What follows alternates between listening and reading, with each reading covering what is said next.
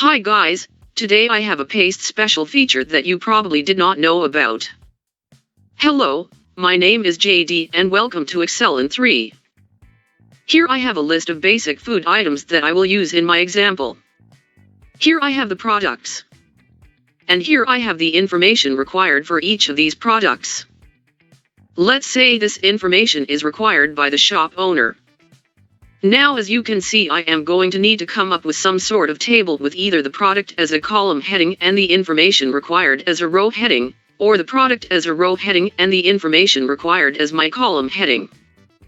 This means that I have to convert one of the columns into a row. Here is where Transpose comes to save you time and from a boring task of retyping the column into a row. Let me show you how. First you will copy your row headings into the first column. You will then copy the column you have decided to convert into a row. Then right-click on the first cell of the row you are going to create.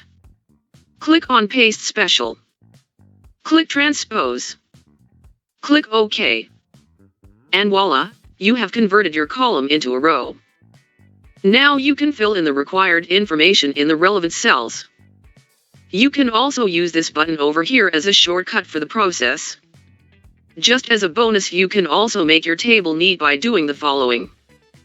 Press Ctrl+T. Highlight the area you want for your table. Click on My Table Has Headers. Click OK.